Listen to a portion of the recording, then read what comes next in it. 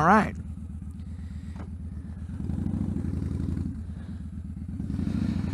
Okay, so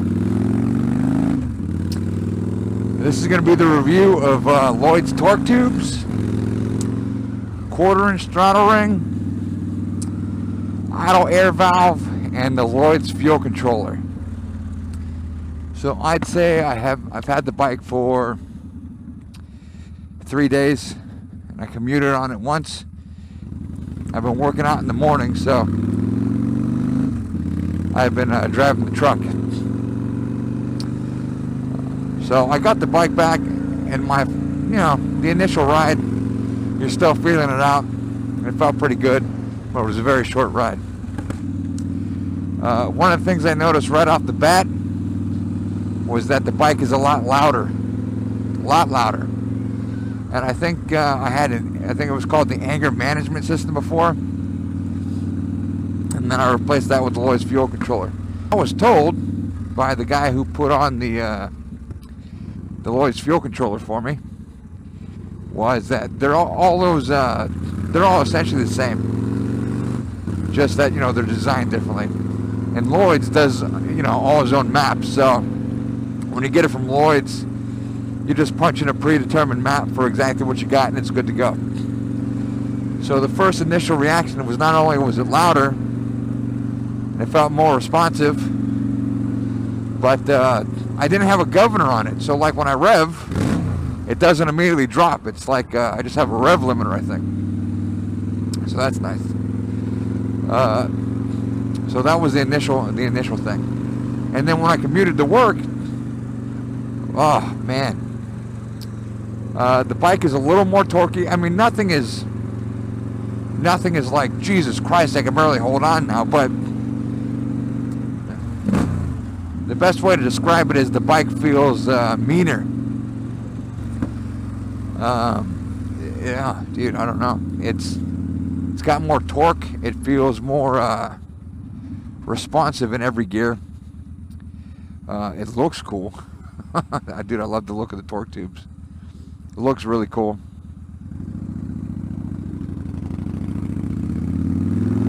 It's I don't know. It is a money well spent. So the bike feels it has more acceleration. It feels more responsive in every gear. Let's see. And before, when I would be at like 3,000, 3,100 RPMs, I knew I was, it feels like it could go past like the shifting point. You know what I mean? I don't know how to describe it, to be honest with you. It's really good. Also, the 1/4-inch throttle ring. I was worried I was going to get on this bike and slightly hit the throttle, and next thing you know, I'd be like, holy shit, I'm ready to fly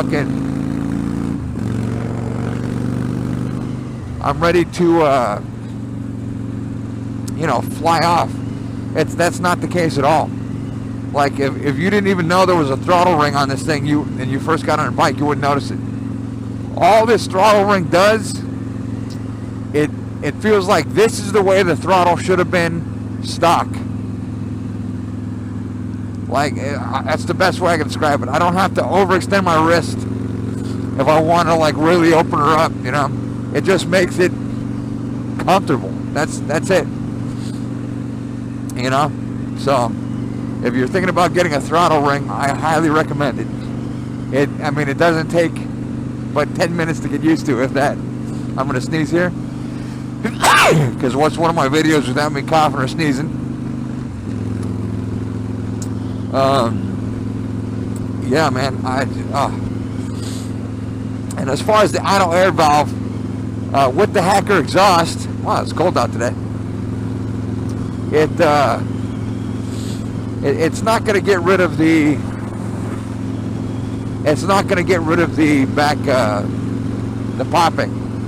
It's still going to pop. It doesn't look like it's alleviated at all, but they said if you're going to get torque tubes, you're supposed to get it, so it was put on. And I haven't really noticed a difference. Maybe a little bit less, but I can't even really tell. it doesn't seem to be that much less, to be honest with you. So I'll do a walk around of the bike here to give you an idea. Oh, Jesus Christ. So I switched out to foot controls, and sometimes finding neutral is kind of a pain. Also, when you start it, you're supposed to give it a little bit of throttle and hit and start it up. So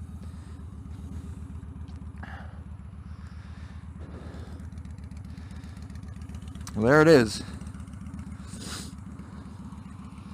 That's it. It's freaking money. I love it. So the fuel controls right here are awesome. The torque tubes are good. I mean, it's such a mean bike now, dude. Now, I'm also gonna do a quick review on that guy. That is the Victory LED bulb for $370 from witchdoctors.com. It's amazing.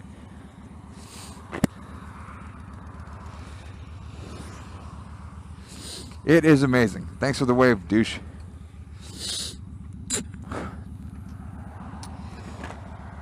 Really easy installation if you have the right tools, which of course I didn't.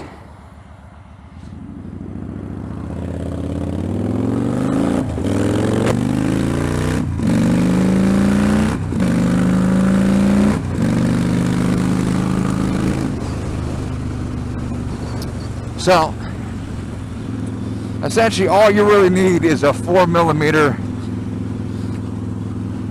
Allen, right? But the recesses on the sides are so deep, it's just a pain in the ass to get to.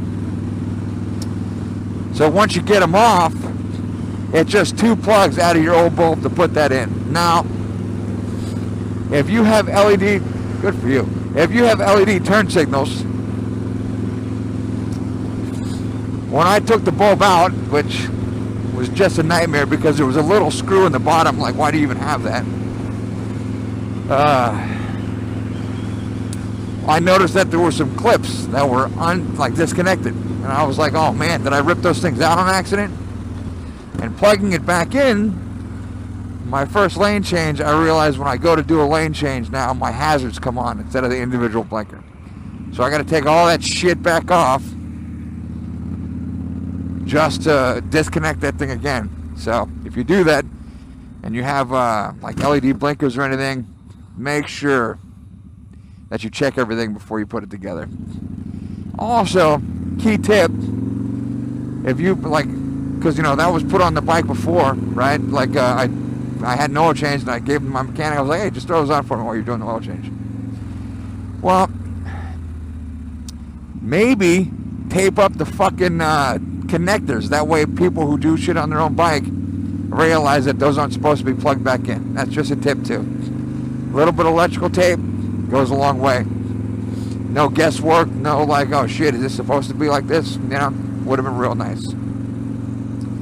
But that light is amazing. It's the stock Victory light does not give off a lot of illumination. And when I would commute to work in the mornings, thank God there's a lot of traffic, because California traffic sucks. But like when I would ride at night on the weekends, I had no visibility. I'd have to pretty much ride with my brights on, or I'd have to try to match my headlight up to like touch somebody else's. That way I had a decent, the road was illuminated. But with this thing, oh my God, it's the low beam from left to right covers so much area. Like the entire lane is easily lit up for like a really, really long area. So it goes out really far in front of you. At the high beam, I don't even know why you'd even, it's like a centralized beam. It's like turning on a flashlight in the middle, so it doesn't even really do anything. There'd be no instance for you to ever use the high beam. So, but it's impressive. Buddy who's thinking about doing the torque tubes, it's worth the money. I think the torque tubes were, I can't remember on Lloydz.com, but altogether I spent about $890 to buy all the parts, like the torque tubes, Lloyd's fuel controller, quarter-inch throttle ring, which it's the HR2 one because there's 2 throttle rings. So if you do buy that, make sure you do get the right one for the grips that you have. And the auto air valve, which I don't really know too much what it does. It doesn't seem like it gets rid of too much of the backfire or whatever, but whatever it's doing, it's working in conjunction with everything else. So, and plus you got to get it if you have like later models. So depending on if you have an older Victory or a newer one, you may or may not need it. So, but that being said, I think it was about pretty much $900 to buy all the parts for a 2013 Victory, and then whatever it takes to install it, or if you're mechanically gifted, you can install it yourself. It's a great purchase, man. This bike is just amazing now, man. Just ride safe, and hopefully I'll talk to you guys soon. But I'm gonna call deuces on this one. See if I can turn this damn thing off. Whoa.